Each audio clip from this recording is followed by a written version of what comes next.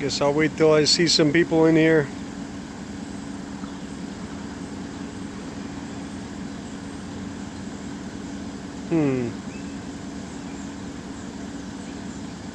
Two humans, that's enough for me. Well, what's going on, everybody? Alright, oh, there we go. And everybody's starting to roll in. Alright, so real quick here, I'm just going to do this. It's probably going to be like maybe a 5-minute live.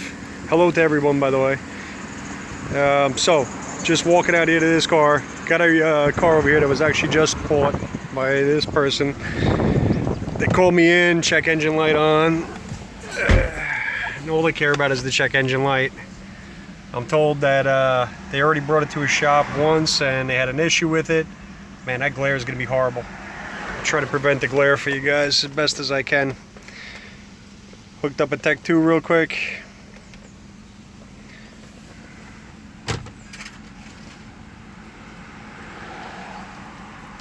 Yeah, this glare is going to be terrible. Let's see if we can use my hat. There we go.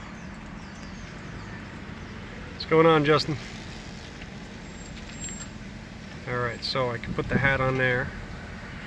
There we go, see? Now that's smarter than I am. Yeah, that's going to be horrible glare. Where the hell can I move this to? There we go, let's go over here.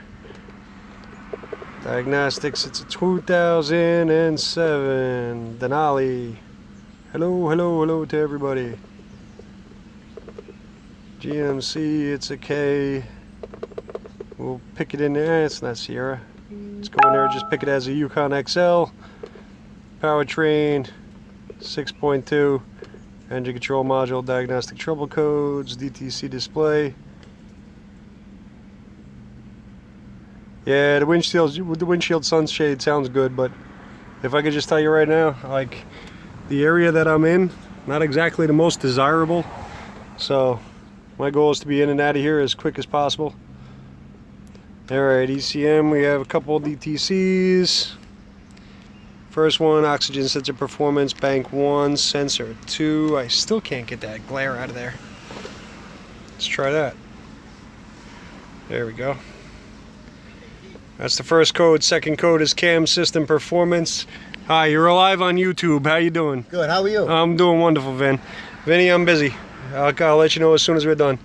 Rocco is back home right now. Cam sensor performance is the second code. 140 is insufficient activity, bank 1, sensor 2. That one says not run. Let's worry about the ones that are actually current. We got current MALB O2 sensor performance, bank 1, sensor 2, and the cam sensor performance. Alright, real quick, preliminary stuff here.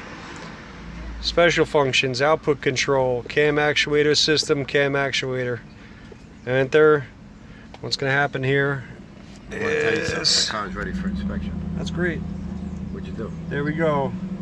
RPM kicks up by itself. We're on there. We really are on YouTube Live. You have about a whole bunch of people here sitting here wanting to talk to you. So, we got it in there. We're going to sit there and increase. Got a couple of different data PIDs on here. The desired CMP is what I'm asking it to do. I'm asking it to give me 15 degrees movement. This is what my cam angle actually is. Notice the variance, 14.8%. My phone is going to ring right now.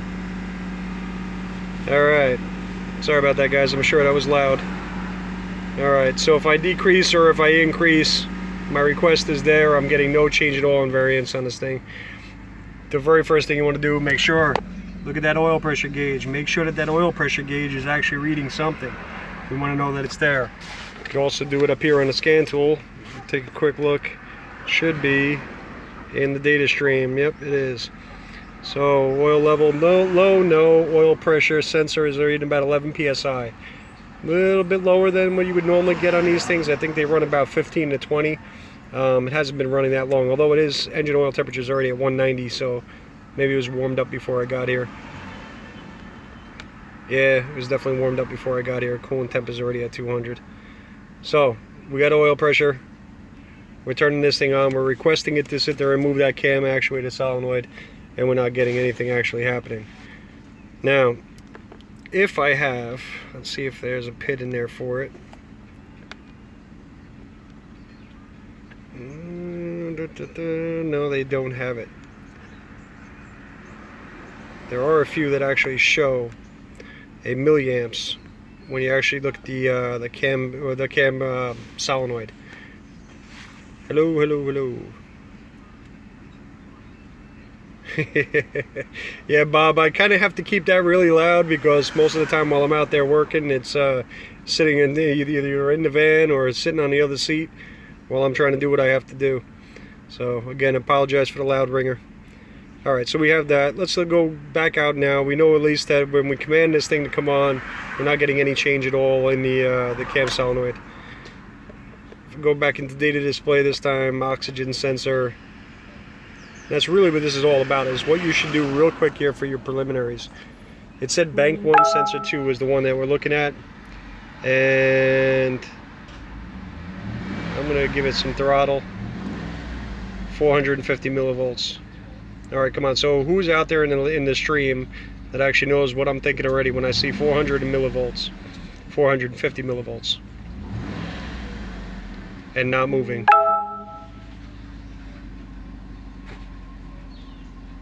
Hello, Tim. Yes, I see you. Open, right? Because the 450 millivolts is what?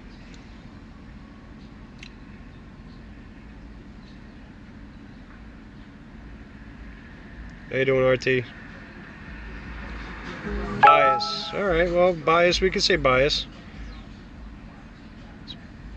Yep, there you go. So actually that's our threshold voltage too, right? Anything that's going to be below 450 millivolts is going to be Arlene. Anything above 450 millivolts? Rich, is that it? You're absolutely right, Bill. It's not moving at all. We're giving a guess, and that's what we're seeing. Again, it's all about preliminary. Grab what data you have in front of you and then take it from there. That way you know what testing direction you actually want to go in.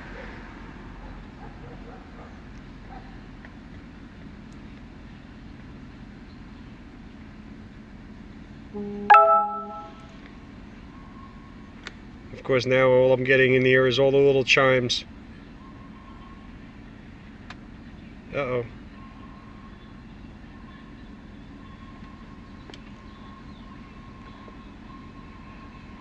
Yeah, we're gonna have to move this off of the yeah, I can't turn that ringer off. I think, you know what, actually I am gonna do that. I'll probably be right back, guys. I'll have to drop out of the live and then I'll jump back in. I'm gonna fix this that way it doesn't keep on interrupting us.